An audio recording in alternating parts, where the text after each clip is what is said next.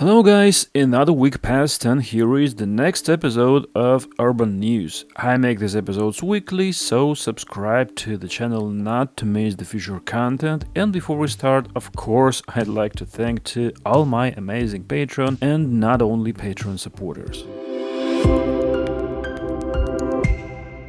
In the Saudi capital Riyadh, they launched a newly built metro system which has been under construction since 2012 and cost about $35 billion.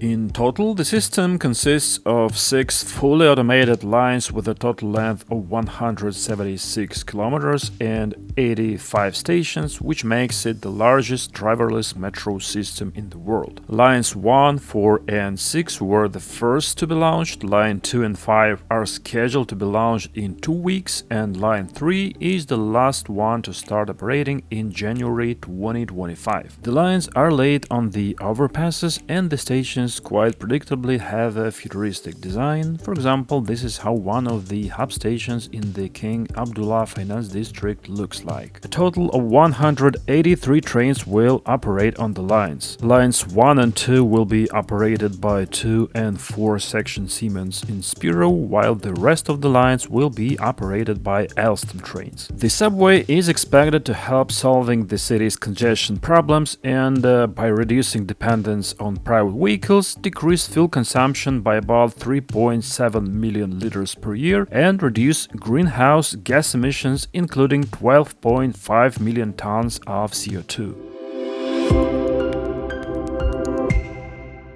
A new subway system was also launched in the Greek city of Thessaloniki, which had been under construction, metro, not the city of course, for almost 20 years. The construction was constantly delayed due to geological and archaeological restrictions, but finally came to an end. So stations will display a collection of more than 300,000 archaeological objects found during construction. Among them there are about 50,000 coins, 2 marble squares, a huge fountain and an early Christian church. And by the way, archaeological research alone cost about 200 million euros. The first line is 9.6 kilometers long, runs completely underground and is also driverless. And for this reason, all stops are equipped with platform doors that remain closed until the train arrives. The total project budget is around 1.5 billion euros, of which 40% is funded by the European Union and 48% by the European Investment Bank. And with the extension to the east of the city, the budget should reach 3.2 billion. The subway will use 18 fully automated 4-car trains, and it is estimated that this will reduce daily car traffic by about 60,000 cars.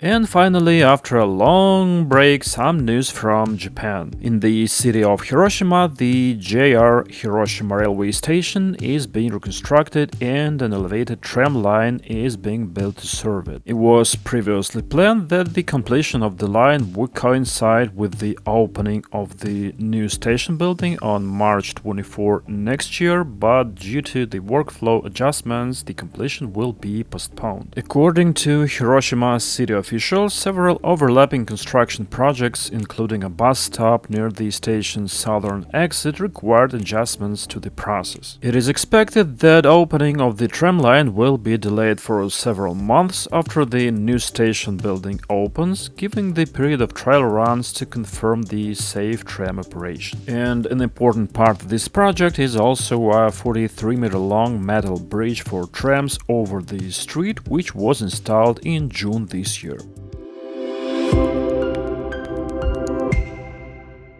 Meanwhile, Tokyo Metro has won the contract to operate London's Elizabeth Line, which is a 117-kilometer commuter rail line that operates from May 2022 and connects London with Reading. The company, which operates Tokyo's famous subway system, has won the deal, replacing the current Chinese-owned operator MTR. Tokyo Metro Company promised to bring Japanese reliability and punctuality to London's newest rail line after its consortium with British Transport Group Go Ahead and Japanese trading house Sumitomo Corporation beat three other contenders. Over the past 12 months, Elizabeth Line, which carries 700,000 passengers per day, have suffered reliability problems. Between April and June, about 17% of trains arrived late, making it 10th in the reliability ranking compared to other British rail operators. This will be the first time that Tokyo Metro has joined the management of an overseas rail operation. However, it has been involved in some consulting work in the past, including helping to develop the Hanoi Metro system in Vietnam. The company said that it plans to develop its overseas rail business further and participate in more operation and maintenance projects around the world. Recently, the train for Xiamen Metro Line 4 made its official debut. It consists of 4 cars, has a maximum speed of 120 km per hour, and is the fully automated with the highest speed among all Xiamen subway trains. It is also the first train in Xiamen to receive the highest operating level of fully autonomous driving. It is equipped with obstacle detection devices and can automatically execute safety functions based on monitoring results.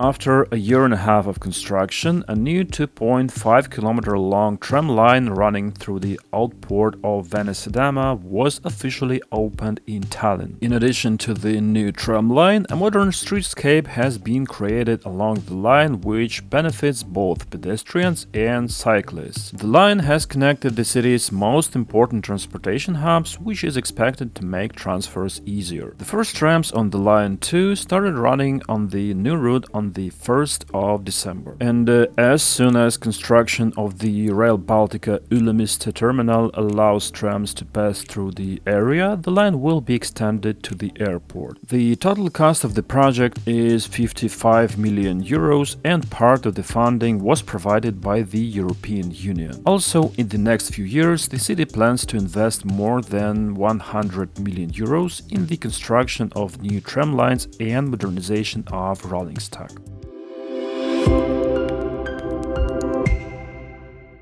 Meanwhile, Ghana has opened a 98-kilometer rail line between Tema and Pekadan, operating 2 modern diesel trains built by the Polish company PESA. By the way, during the test run of these trains, one of them crashed into a truck parked across the rails, as I described in one of my previous videos. After the investigation, the truck driver was found guilty of damaging state property and sentenced to 6 months in prison. And now, finally, these trains have begun to carry passengers. Construction of the line started in 2018 with a $447 million credit line from the Indian Export-Import Bank. This is the first section of the Ghana to Burkina Faso link project, and one of its most important components is a 300-meter rail bridge over the Volta River near the city of Senchi. The aim of this project is to significantly improve communication within the country, as well as to provide neighboring countries with access to Ghana's important seaports in the future. And this is especially important for demographic reasons, as countries in the region are highly overpopulated. For example, Ghana alone is home for 33 million people, and the capital city of Accra is a fast-growing agglomeration of 6 million people that could become one of the 10 largest cities in Africa within a decade.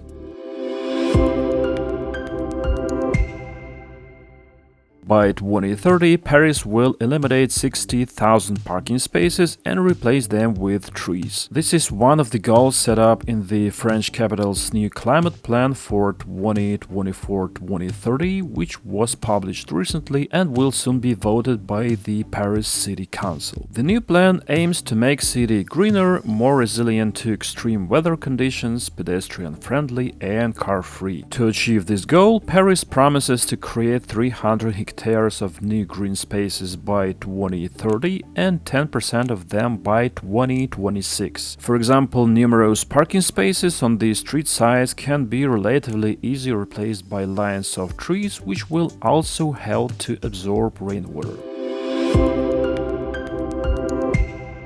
And that was all the news for this time. Hope you enjoyed this episode. Thanks for watching and see you in the next videos.